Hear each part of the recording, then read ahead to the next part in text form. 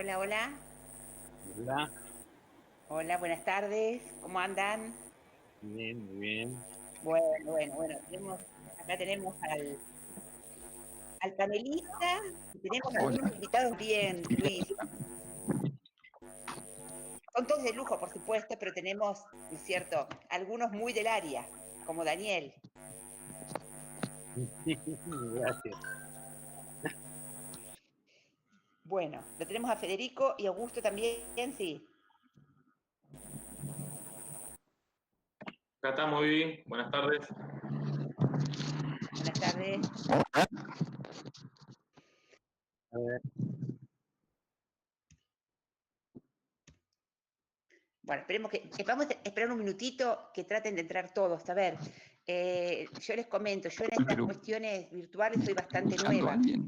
Y la verdad es que Hola, hola. y a Federico, que son un poco, Augusto y a Federico, que son un poco los que pueden manejar un poco mejor la cosa acá.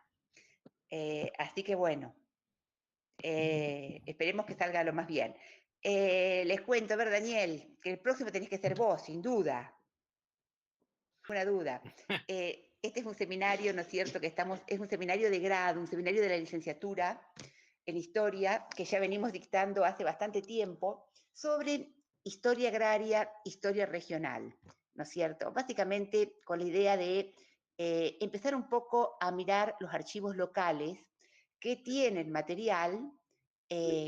Así que bueno, a ver, Luis, si te escuchamos, disculpen, ¿eh? Hola. Sí, te escuchamos lo más bien. Sí, perfecto. Bueno, así que esto va a ser justamente, siempre invitamos, A ver, ahí sí, ¿me invitados. escucha? Perfecto, Luis. ¿Vos escuchás? Hola. Toda la parte técnica no corre por mí, ¿eh? Así No que no te sé qué preocupes, pasa, Luis. che.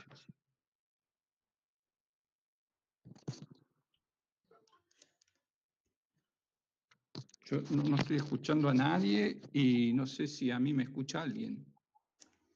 Sí, te escuchamos. ¿O Daniel, me escuchas? sí, sí, te Bueno. escucho. Espera que te.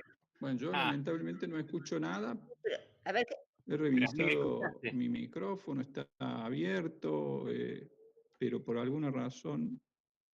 Federico, querido, Ay, se resolvenos volvió a esto. cerrar, che, pero qué ¿Augusto cosa. anda por ahí? Espérate. Ahora sí. Ahora sí, ahí Ahí está. está. Ahora sí. Ahí Hola, Ahí hola. está. Ahora sí Bueno, ya. Bueno, perfecto. bueno, sí, pero Bueno, acá no sé por qué se me estaba bloqueando. Bueno, ahora sí, perdonen. ahora sí. Bueno, les cuento que principalmente a los estudiantes, ¿no es cierto?, que Luis Toñetti, ¿no es cierto?, es doctor de la Universidad de Córdoba. Corregime, por favor, Luis, si me estoy equivocando. Y que ha trabajado, ¿no es cierto?, en cuestiones relacionadas con eh, el mercado de tierras, con la transferencia de tierras público-privadas, con las transferencias entre privados. Nosotros, de hecho, leemos, ¿no es cierto?, algunos artículos de él. Y también tenemos a Daniel Santilli, que bueno, capaz que Daniel también es un historiador muy, muy reconocido, la mayoría calculo que lo conoce, ¿no es cierto?, en temas. Bueno, ahora Daniel está más en temas de la distribución de la riqueza, pero que ha hecho unos aportes muy importantes también, ¿no es cierto?, en historia agraria. Y tenemos también otros, yo he visto acá, tenemos bastante gente, algunos otros historiadores locales como Ignacio Echeverri, se me fue, a ver, se me fue. Tenemos, ¿no es cierto?, gente que ha estado trabajando cuestiones de colonización, Ignacio Salaverry, disculpen, a nivel local, etc. Así que bueno, si les parece, si le parece a Luis, empezamos cuando quieras y después, ¿no es cierto?, generaremos un ámbito de preguntas. Tenemos también a representantes del Centro de Estudiantes de la carrera de Historia, como Paola Lucero, ¿no es cierto?, una compañera muy activa, y a algunos que están cursando ahora el seminario y otros que ya lo han cursado. Así que bueno, todos con interés en estos temas. Luis, Bueno, te escuchamos nomás, dale. bueno, primero agradecerte por la invitación. Y bueno, espero poder satisfacer el interés de ustedes y bueno, estos son uno de los temas. Hoy yo principalmente lo que quiero es trabajar sobre algunos contratos agrarios que son para mí de gran interés, mostrarles de alguna manera cómo he trabajado, algunos de los resultados que he podido obtener a través del estudio. Por cierto, no es un tema cerrado, yo diría que recién lo estoy abriendo al tema. Y bueno, hablaré unos 30 minutos y después vemos de hacer algunas preguntas. Perfecto, dale. Voy a probar a ver cómo me va con la presentación. A ver, voy a compartir una ventana con ustedes, así vamos viendo que todo funcione. Compartir. Bueno, efectivamente, como planteamos en el título, los contratos agrarios a fines del siglo XIX, arriendo y a parcería, yo me voy a basar en un artículo que he publicado en México en el año 2017 que se titula La difusión de la parcería durante la expansión triguera en un espacio de la región pampeana argentina, Marco Juárez, 1885-1905. Lo primero, entonces, que me gustaría explicar un poco, bueno, por qué yo elegí ese periodo y ese espacio, ¿no? Ya que, bueno, como mi interés era estudiar dos tipos de contratos que están relacionados con la producción agraria, consideré justificado el recorte por los siguientes motivos. En primer lugar, en los años señalados, es decir, entre 1885 y 1905, Argentina pasó de producir trigo para abastecer el mercado interno a exportar a los mercados europeos. Este proceso, digamos, fue de una intensidad tal que para comienzo del siglo XX el país se convirtió en el segundo o el tercer exportador mundial de cereal, dependiendo de cómo fue la suerte de la cosecha en Rusia o en Estados Unidos, ¿no? Pero es importante señalar que Argentina no era uno de los mayores productores mundiales, pero como su mercado interno era reducido, dispuso un importante saldo comercial para volcar al exterior. Ahora, respecto del espacio pampeano cordobés, Marco Juárez, que vendría a ser este departamento acá, que ustedes está justo en el límite con la provincia de Santa Fe. Como les decía, entonces Marco Juárez, respecto de la producción de trigo, para 1888 aportaba el 7% del total exportado. Y para 1901 ya esa proporción creció hasta el 20%. Y respecto al escenario provincial, la superficie cultivada con el cereal en el mismo departamento representó 23% en 1888 y 45% del total en 1901. Es decir, que en pocos años se convirtió en el principal productor provincial de trigo. Además, un aspecto que me parece que es muy importante a tener en cuenta, y después vamos a ver por qué este aspecto es tan importante, al menos desde mi perspectiva, es que estas tierras de Marco Juárez pertenecieron hasta la década del 70 a la frontera. Esto significa que la ocupación fue intermitente y por lo tanto estas tierras carecieron de una explotación sistemática. Cuando señalo esto, quiero resaltar que el proceso por el cual en muy pocos años pasaron esas tierras de ser vírgenes a cultivables, ¿sí? Otro aspecto que pesó al momento de establecer el recorte fue el influjo que la colonización iniciada en Santa Fe tuvo sobre este espacio analizado. Recordemos brevemente que la colonización constituyó un negocio inmobiliario por el cual un empresario compraba una fracción de tierra de varios miles de hectáreas y la subdividía en fracciones de entre 25 y 160 hectáreas.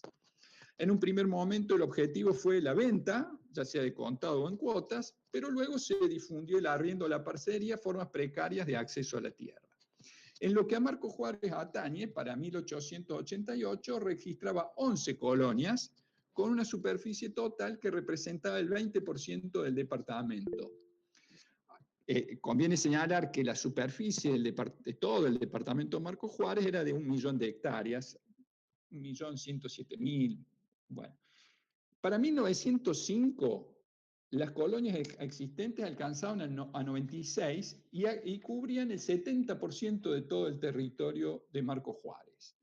Otros aspectos importantes de interés, como ustedes pueden observar, acá tenemos las vías férreas que surcaban al departamento y que lo conectaban con el puerto de Rosario y con el de Villa Constitución. También aquí al sur pasaba el ramal Buenos Aires al Pacífico, que lo conectaba con el puerto de Buenos Aires. Asimismo, estos rectangulitos en grises son las colonias que, bueno, no están obviamente a escala, pero sí están localizadas correctamente dentro del territorio. Bueno, eso sería un poco, digamos, por qué yo decidí trabajar, ¿por qué justifiqué este recorte? El otro aspecto que me parece importante corresponde a cuáles fuentes seleccione para llevar adelante el trabajo de investigación, ¿sí? Bueno, como todos sabemos, es fundamental en un trabajo de investigación definir una estrategia de búsqueda en función de qué documentación queremos relevar, por qué y para qué, ¿sí? Ahora, ¿cuáles fueron las principales fuentes con las que yo trabajé para llevar adelante esta investigación? Básicamente 2 tipos de fuentes utilicé para llevar adelante, no son las únicas, pero son las más importantes. Por un lado, utilicé la información de protocolos notariales. Protocolo notarial es una serie que a lo mejor ustedes ya la han trabajado. Si no, les comento que contiene un conjunto de escrituras, ¿no es cierto? Normalmente las que labra el titular del registro, y el caudal informativo es enorme, porque contiene contratos de sociedades, poderes, escrituras traslativas de dominios, contratos de arriendo, de parcería, entre otros documentos, ¿sí? Pero además, por lo menos en el caso de Córdoba, yo no sé el resto, no conozco verdaderamente cuál es la situación de esta documentación en el resto del país, pero en Córdoba tiene una ventaja que esta serie está completa desde el periodo colonial. Y hasta 1930 se encuentra en el archivo histórico, ¿sí? Lo cual facilita su acceso, obviamente. Pero además, desde 1930 en adelante, se encuentra en custodio del Colegio de Escribanos y también se la puede consultar. Menciono este dato porque me parece que es importante el saber que es posible realizar investigaciones de largo alcance por la amplitud que contiene esta serie. Ahora bien, cuando yo digo que la serie es completa, no quiere decir que abarque todo el universo de las operaciones relacionadas con un problema en particular, ¿no? Para que se entienda mejor lo que estoy queriendo significar, es que, por ejemplo, en el caso de los contratos de arriendo, a los que luego me voy a referir con un poco más de detalle, ¿no? El número de contratos que yo puedo identificar no es el total de contratos que se celebraron en ese periodo para ese espacio, ¿sí? Por varias razones. Primero, porque la legislación vigente no obligaba a las partes a registrarlo. Y segundo, porque en muchos casos los contratos fueron de palabras en el mundo público. Ahora bien, el otro aspecto que es importante señalar respecto de la fuente y de la problemática que implica trabajar con estas fuentes, es que los protocolos notariales no tienen un índice temático que nos permita acceder con seguridad a los contratos que registró el escribano en cuestión, ¿sí? Esto quiere decir que para localizarlos fue necesario hacer un relevamiento escritura por escritura de los 88 protocolos, los 88 tomos, ¿sí?, del protocolo, correspondientes a los registros pertenecientes al departamento de Marcos Juárez. Conviene señalar que más o menos cada protocolo, variando, obviamente, podía tener entre 200 o 100, 200 escrituras, ¿sí? Como para que tengamos en cuenta la cantidad de material que hubo que relevar para identificar a los contratos. Ahora bien, ahora viene la parte quizás más importante y más decepcionante. De ese relevamiento pude identificar 44 contratos de arrendamientos y aparcerías correspondientes al departamento de Marcos Juárez. Es decir, que si sacaran una media, por cierto, un poco absurda, es medio contrato por protocolo. Bien, es decir que fue un gran esfuerzo que en términos cuantitativos no arrojó un resultado significativo. Y acá me quiero ser preciso, porque ese conjunto de contratos no constituye una muestra en términos estadísticos, porque no reúne las condiciones. Nosotros no sabemos las razones por las cuales se registraron y difícilmente resulten representativos del universo de contratos celebrados en ese periodo. Pero la documentación reunida fue valiosa en términos cualitativos. ¿Por qué? Porque me permitió conocer cláusulas muy específicas que luego me sirvieron para comprender las ventajas que presentó la parcería frente al arriendo, ¿sí? Respecto de la segunda fuente que utilicé, corresponde a lo que sería la memoria de colonias que confeccionaba la Dirección de Estadística Provincial, ¿no? A diferencia de lo que ocurre con los protocolos notariales, estas memorias no están completas. En principio, la repartición la elaboraría todos los años para producir una información correspondiente a cada una de las campañas. Sin embargo, por la búsqueda que yo pude realizar, ya llevo un tiempo haciendo esta búsqueda, hasta el momento he podido localizar solo 4 memorias correspondientes a fines del siglo XIX. ¿Sí? Convengamos que se inició la serie en la campaña 1887-88, y yo pude localizar las del 87-88, la del 95-96, la del 97-98 y la del 98-99. Mejor suerte tuve con las de principio del siglo XX, porque hasta ahora he podido reunir a todas entre 1901 y 1910. Ahora bien, para la confección de esta memoria, la Dirección de Estadística enviaba a cada departamento con presencia de colonias a un inspector, su tarea era recorrer la jurisdicción durante los meses de febrero y marzo. Las instrucciones que recibieran muy detalladas, y se lo instaba a reunir la mayor cantidad de datos posibles, ¿sí? Estos datos iban desde la fecha de fundación de la colonia, la identificación de su propietario, la superficie, la población y muchas más. Luego, con toda esa información, el inspector confeccionaba un manuscrito que lo divide en 2 partes. En la primera hace una síntesis de conjunto y en la segunda hace un análisis colonia por colonia de los mismos datos, ¿sí? Y después la repartición, en algunos casos, o elevaba el informe con alguna explicación al ministro o efectivamente la publicaba. En algunos casos yo he obtenido la versión impresa y en otros los manuscritos elevados al ministro, ¿sí? Ahora, evidentemente se trató de una fuente de un gran valor informativo, tenía mucha información, pero la pregunta era si la inspección realizada abarcaba la realidad agraria del departamento de cuestión, ¿sí? O si en realidad solo la cubría parcialmente. No es fácil responder a esta pregunta, pero bueno, una circunstancia a mí me permitió establecer cierta medida de su representatividad.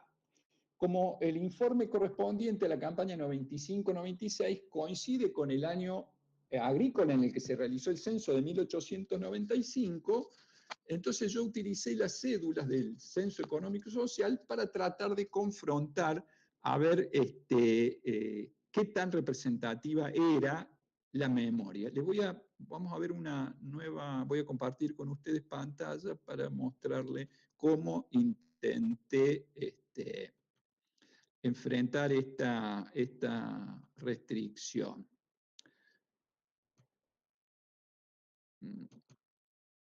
Ahí está. Bueno. Como pueden observar, entonces, yo en la tabla lo que hice fue, en función de los objetivos que yo me había propuesto, tomé 3 datos que para mí eran claves para cotejar. La superficie relevada por cada uno de los, de los informes, la superficie cultivada y la superficie cultivada con trigo. Como pueden ver ustedes, acá en esta columna corresponde la información que surge de la cédula censal. La superficie relevada fue de 243.300 hectáreas, mientras que la del inspector de colonia fue de 532.000. En tanto, la superficie cultivada de la cédula censal, que registra la cédula censal, es de 145.000, mientras que la del inspector de colonia es de 319.000, y la superficie cultivada con trigo, que me da la cédula censal, es 125.000, mientras que el inspector de colonia me da 243.000. Es decir, que casi que para todos los datos que yo trabajé, por la memoria resultaba bastante más completa, ¿sí? Y eso me daba cierta tranquilidad. Ahora, solo procesé parte del conjunto informativo contenido en la fuente, porque si hubiera trabajado con todo, hubiera sido un esfuerzo enorme que me hubiera dificultado llegar a un resultado, ¿verdad? ¿Cuáles fueron las principales variables que analicé? Bueno, superficie de colonia, superficie cultivada con trigo, superficie, cantidad cosechada en quintales, precio de venta del cereal y eventos climáticos que afectaron a la producción. Bueno, eso por supuesto trabajé con una hoja de cálculo, ¿no es cierto? Confeccioné una matriz y a partir de ahí fui realizando diferentes cálculos, ¿no? Pero como yo le decía, me enfoqué en dos contratos básicamente, en la parcelería y en el arriendo.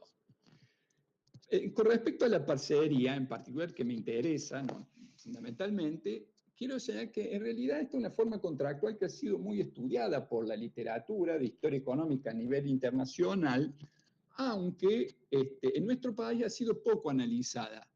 Y cuando se lo ha hecho, no se dialogó con los aportes alcanzados en el exterior. Ahora, ¿cuál es el problema que yo pretendo estudiar con mi trabajo? En primer lugar, me parece que es importante que aclaremos qué me refiero cuando hablo de parcelería, ¿no? En forma muy sintética podríamos decir que es un contrato por el cual se accede a la tierra y se abona un porcentaje del producto. En contraposición, el arriendo es un pago fijo, ya sea en dinero o de la cosecha, pero es fijo, o sea, si en cosecha son 10 quintales, 8 quintales, no un porcentaje, ¿sí? Eso tiene que quedar claro. Como dije, las parcelerías han sido ampliamente estudiadas, fundamentalmente porque desde Marshall se las consideró un contrato ineficiente. Sin embargo, estuvieron muy difundidas en el mundo agrario por largo tiempo. Y entonces, esto generaba un interés por explicar, bueno, cuál era la razón de esta anomalía. Yo, sin pretender agotar la cuestión, se considera que es un contrato ineficiente en términos económicos porque el agricultor, al pagar un porcentaje de la cosecha, no se apropia de todo el producto generado por su trabajo. Y por esta razón, no tiene incentivos para, esto sostiene la teoría económica, ¿sí? No tiene incentivos para esforzarse.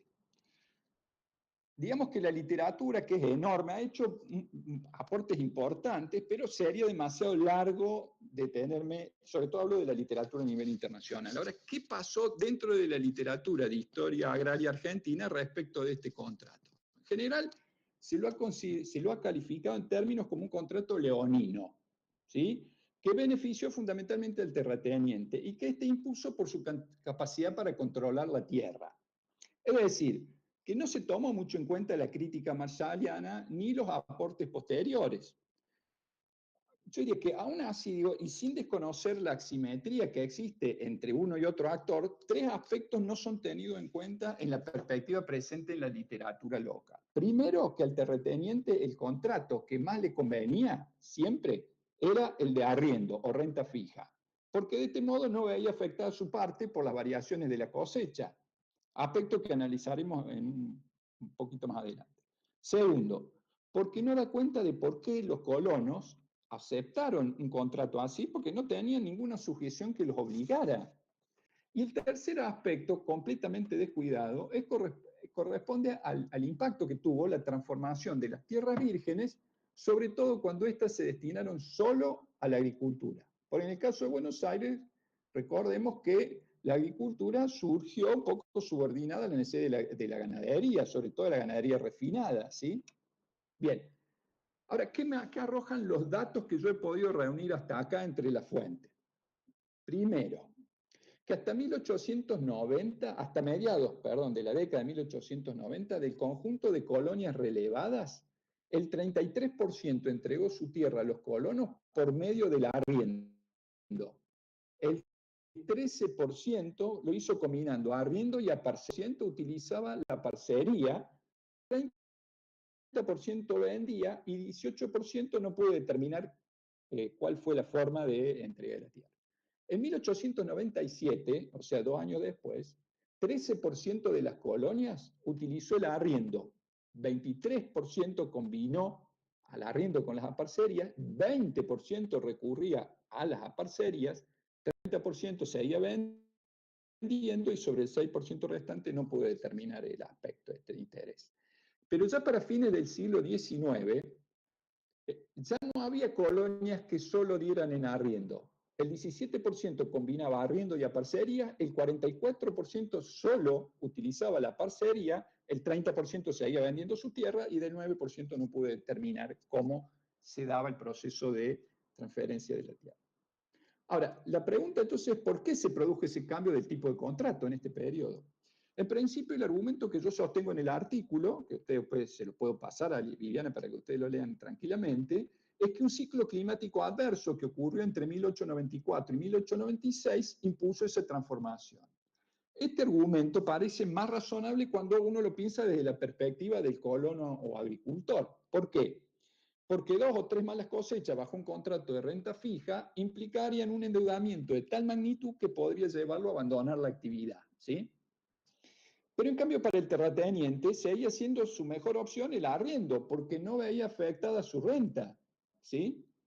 Bueno, para poder ofrecer una explicación al respecto, yo lo que hice fue un análisis de los arrendimientos de la agricultura triguera extensiva. Para ello, entonces, procedí a calcular, por un lado, el rinde de cada colonia a partir de la información contenida en las memorias correspondientes. Así hice un cálculo sencillo del cociente entre la cosecha en quintales sobre la superficie cultivada, y por el otro lado determiné lo que podríamos calificar como el rinde medio departamental mediante el cociente de la sumatoria de las cosechas de cada colonia dividida la sumatoria de la superficie cultivada con trigo por cada colonia, ¿sí?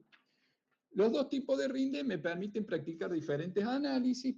Por un lado, la comparación del rinde medio departamental de un año respecto de lo subsiguiente muestra las variaciones experimentadas a lo largo del periodo y uno puede identificar cuáles fueron los mejores años y cuáles los peores en términos de resultados. En cambio, el rinde por colonia muestra las variaciones presentes en una misma campaña. Estas variaciones afectaron fundamentalmente a los productores. Es decir, que en un ciclo que pudo haber sido bueno en cuanto a la magnitud del rinde medio departamental, pudo haber sido malo o muy malo para una parte de los colonos, ¿sí? Veamos, voy a compartir un poco, voy a volver a compartir pantalla para mostrarles un cuadro que nos va a permitir advertir lo que quiero señalar con más claridad.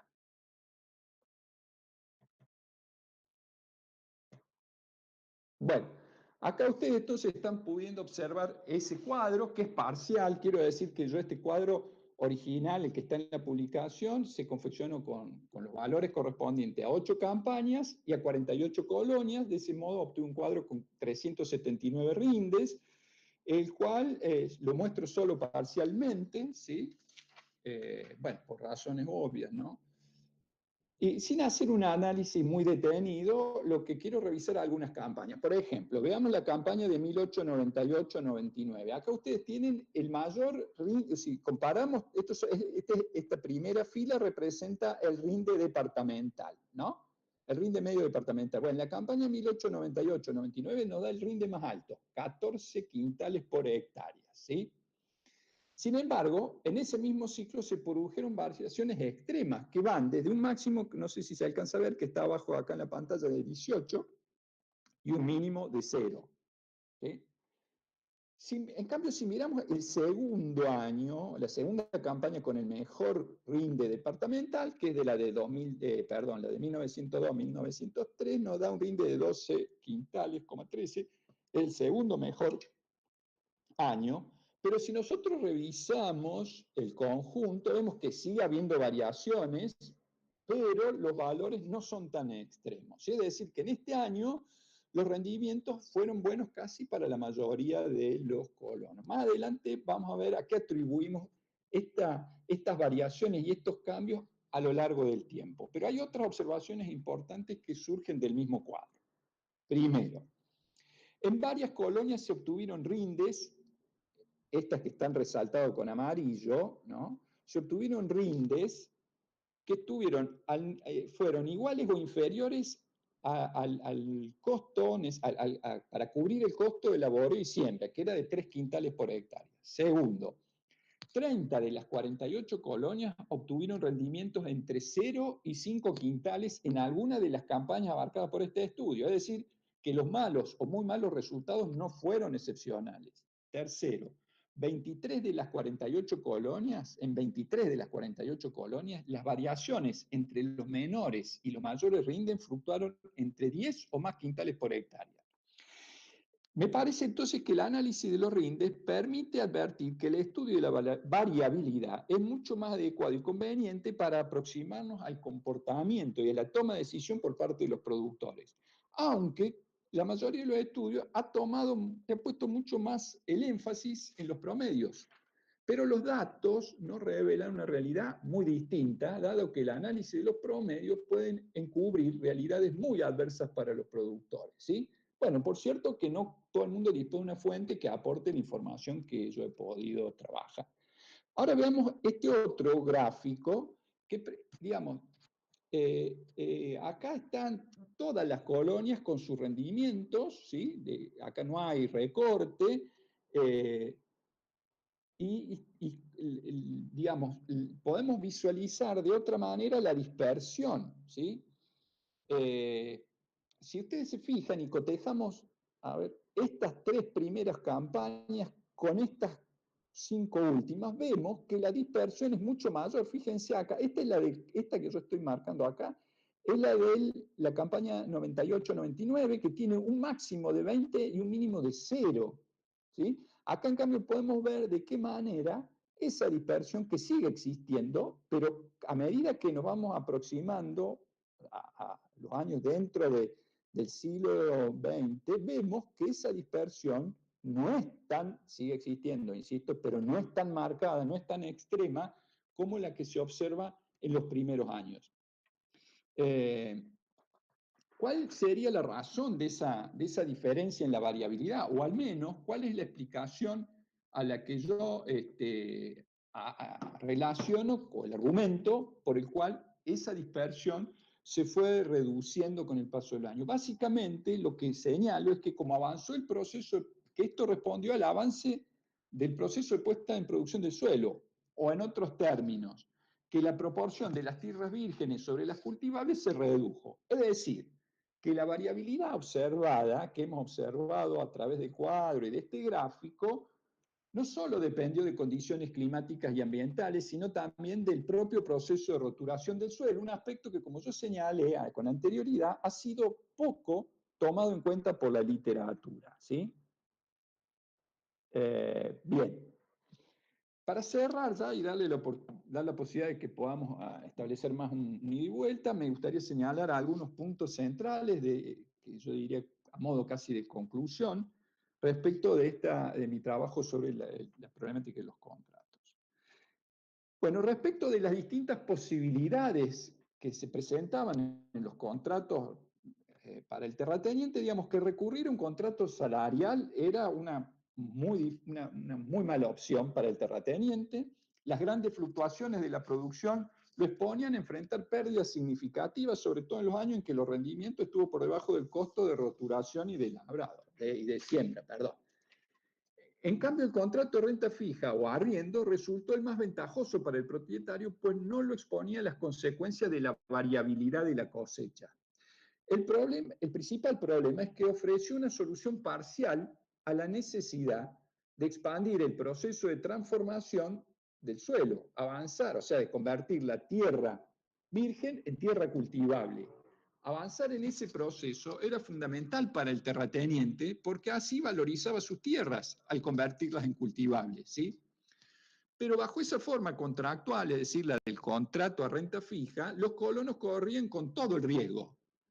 Los resultados adversos reiterados los exponían no solo a endeudarse con el propietario, sino que además, llegado el caso de abandonar la parcela, perderían las mejoras practicadas en el suelo. En cambio, el contrato a porcentaje o a parcería evitaba que el colono se endeudara con el propietario al obtener un mal resultado, sobre todo si este se repetía. Asimismo, al permanecer en la parcela, podía aprovechar las transformaciones incrementales en el suelo, sobre todo en los años buenos, ¿sí? O sea, en los de buenos resultados. La conveniencia de este contrato se hizo más evidente durante el periodo en el cual la proporción de tierras vírgenes superaba las cultivables, porque como lo muestra la avenida, las oscilaciones de la cosecha fueron mayores hay que tener presente que en más de una ocasión el trabajo que el colono invertía en la roturación fue el único resultado concreto del esfuerzo realizado durante esa campaña.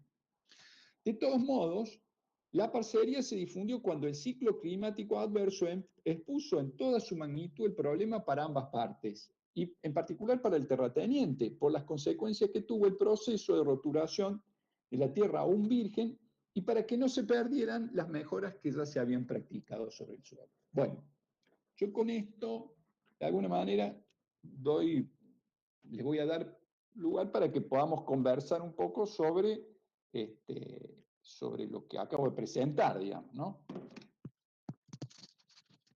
Si es que ha surgido alguna inquietud. Luis, la verdad que un trabajo muy minucioso, ¿no es cierto? Yo cuando escuché que ibas a hablar de los contratos rurales, les comenté, a que tengo más cerca, digo, qué buena fuente, qué bueno haber encontrado. La verdad que ya de ahí partiste con mucha suerte. Córdoba parece ser que tiene unos archivos realmente, en algunos casos, superiores a la provincia de Buenos Aires, más, o al menos de más fácil acceso. Porque aquí están en el Colegio de Escribanos, la mayoría guardados, si no me equivoco, Daniel, y es bastante difícil acceder. Pero bueno, la fuente desde ya es buenísima. Yo tengo unas cuantas preguntas, pero bueno, vamos a abrir un poco el juego. Bueno, tomo nota. Bueno. ¿Alguna pregunta, Daniel? Hola, Luis. Hola. Hola, Luis, ¿me escucha? Sí, sí. ¿Quién habla? ¿Romina? Buenas tardes a todos. Buenas tardes, Viviana. Gracias por la invitación. Le quería preguntar, porque a medida que lo iba escuchando, me surgía la inquietud en forma permanente, y no sé si tendrá algo que ver o si en su pero los problemas sociales que surgen en este proceso de privatización, una forma de que todavía no se establece de una forma fija, no lo que es el contrato de arrendamiento o el de parcería o combinando, pero me surgía la inquietud de que si aparecieron en las fuentes o pudo contrastar alguna otro tipo de fuentes donde pueda visualizar algún tipo de problemática social o problemas, conflictos, tensiones, ¿no? En torno a estos trabajadores diarios y bueno, estas formas de contratación para acceso a la tierra. Bien. Mira, Romina, en lo que es la memoria hay algún registro, ¿no? De cómo se menciona que abandonaron que algunos colonos abandonaban las parcelas, precisamente en los años estos de muy malos resultados. Ahí sí se hace toda una referencia, que bueno, en tal lugar, dado los malos resultados, un conjunto de colonos abandonaron, pero no hay mayor información al respecto de eso. O sea, uno puede, sí, a partir de allí tratar de buscar otra fuente que a lo mejor permita acercarse más a esa problemática. Pero en la memoria no, y en los protocolos notariales tampoco. O sea, yo he revisado también juicios en menor medida, de desalojo por otra problemática que era la venta de crédito, también de colonias. Y también ahí se verifica, sí, que hay procesos judiciales donde se los expulsa o se queda con la tierra el colonizador, pero no aparece más que eso. No hay datos más relevantes como para hacer encargar un estudio más de perspectiva más social, así de la conflictividad, de cómo se llama la actividad, ¿verdad? Que en parte también abandona parcela en la forma de limitar la conflictividad que había en el medio rural, ¿verdad? Lo que pasa es que no tenemos la contraparte, no tenemos la opinión del colono, ese es el problema, ¿no? Porque además hay algo muy interesante, por ejemplo, la memoria de 1899, que le escribe una figura muy importante, que Manuel Río. La descripción que él hace de los colonos es tremenda, que son mineros de la peor especie, ¿no? Dice que están arruinando la tierra con forma de la pésima forma de explotación que hacen en el suelo, ¿no? También es muy prejuiciosa desde el poder cordobano que ejercen con respecto a estos colonos. Bueno, no sé, otra información no tengo. Yo me quería preguntar, Sí. bueno, tengo varias preguntas, ¿cierto? Pero Bueno. una de ellas es justamente lo que vos apuntabas, ¿quiénes eran los lectores que iban, ¿no es cierto?, por diferencia que había entre la extensión de tierras, ¿no es cierto?, para el censo y lo que habían registrado los lectores. ¿Cómo se explican ese desfasaje tan grande entre dos actividades en cierta forma tan tendenciadas? Eso por un lado, no te hago la boda. Bueno, mira, vos sabés que hace un tiempo hicimos en el Rabiniani, y estuvo también Daniel, y discutimos un poco esta problemática de formación de los descensos, y yo obviamente un trabajo donde comparaba con el tipo de colonia.